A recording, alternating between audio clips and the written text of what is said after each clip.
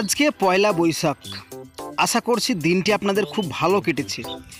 তো এরই মধ্যে আবহাওয়ার কিছু উল্লেখযোগ্য তথ্য আপনাদের সামনে তুলে ধরবো বলে চলে এসেছি এই ভিডিও নিয়ে।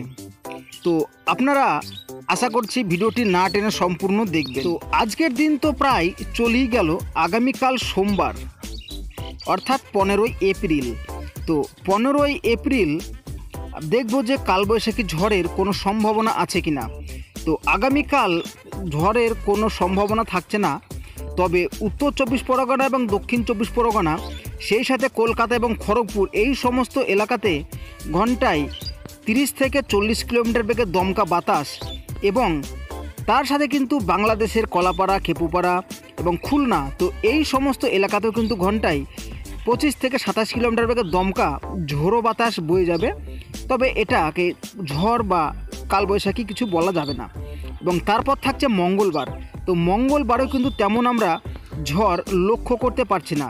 শুধুমাত্র দক্ষিণবঙ্গের পশ্চিমের জেলাগুলো এবং ভাগলপুর, পূর্ণিয়া, এই সমস্ত এলাকাগুলোতে ঘন্টায় 40 থেকে 45 কিলোমিটার বেগে দমকা বাতাস কিন্তু বয়ে যাবে কালকে বিকেলবেলায়। এবং বুধবার হলো 17 তারিখ। তো বুধবার যদি আমি আপনাদেরকে সম্পূর্ণ একদম ক্লিয়ারভাবে জানাই, তো গোটা দক্ষিণবঙ্গের এবং পশ্চিমের সমস্ত জেলাগুলোতে ঘন্টায় 40 থেকে 50 কিলোমিটার, আবার কোথাও কোথাও 60 কিলোমিটার বেগে কালবৈশাখী ঝড়ের কিন্তু সম্ভাবনা থাকছে আগামী বুধবার 17 তারিখ। সেই সাথে কিন্তু বাংলাদেশের ময়মনসিংহ, তোরা এবং থাকছে আপনার আইজল, কুমিল্লা, চিটাগং, তো এই সমস্ত এলাকাগুলিতেও কিন্তু আপনার কালবৈশাখী ঝড়ের একটা চরম সতর্কবার্তা থেকে যায়। তারপর যদি আমি বৃহস্পতিবার 18 এপ্রিল লক্ষ্য করি, তো সেক্ষেত্রে আমি দেখতে পাবো কুমিল্লা, আমরাপুর, সাহেবগঞ্জ, চিটাগং, এদিকে লোচনমোহন, তো এই সমস্ত এলাকাগুলোতে কিন্তু ঘন্টায় 50 থেকে 40 কিলোমিটার, আবার কোথাও কোথাও 55 কিলোমিটার বেগে একটা আমি কালবৈশাখী ঝড়ের সতর্কবার্তা আমি দেখতে পাচ্ছি। তো আপনারা দেখতে পেলেন। তো আপনাদেরকে আরও একবার জানিয়ে দিই, বৃহস্পতিবার এবং বুধবার এই দুদিন কিন্তু কালবৈশাখী ঝড়ের সম্ভাবনা থাকছে। তো বুধবার থাকছে আমাদের দক্ষিণবঙ্গের মূলত পশ্চিমের জেলাগুলিতে সতর্কতা, এবং বৃহস্পতিবার থাকছে বাংলাদেশের বেশ কিছু এলাকায় কালবৈশাখী ঝড়ের সতর্কবার্তা। তো আপনাদেরকে এবার বৃষ্টির একটি মোটামুটি আপডেট দিয়ে রাখি। তো আগামীকাল সোমবার, তো বৃষ্টিপাতের কিন্তু তেমন কোনো আমি সম্ভাবনা দেখতে পাচ্ছি না।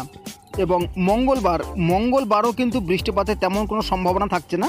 তবে এবড়োখেবড়োভাবে বেশ কিছু এলাকায় আকাশ আংশিক মেঘলা থাকবে, যেমন বাংলাদেশের এদিকে কুমিল্লা থাকছে, এদিকে মেহেরপুর, এদিকে ময়মনসিংহ, এদিকে কালাই এবং রংপুর।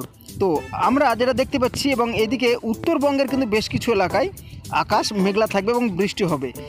তবে দক্ষিণবঙ্গে এবং পশ্চিমের জেলাগুলোতে কিন্তু বৃষ্টিপাতের তেমন কোনো সতর্কবার্তা একদমই থাকছে না। এবং বুধবার কিন্তু কালবৈশাখী ঝড়ের সাথে বেশ কিছু এলাকায় আমি বৃষ্টি দেখতে পাচ্ছি।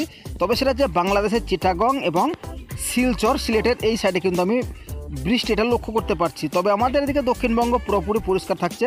তবে হ্যাঁ, আকাশ কিন্তু মেঘলা থাকবে এবং খুব অল্প পরিমাণে একটা বৃষ্টির সতর্কতা থাকছে, যেটা হচ্ছে আপনার 0.3 মিলিমিটার বা 2 মিলিমিটার।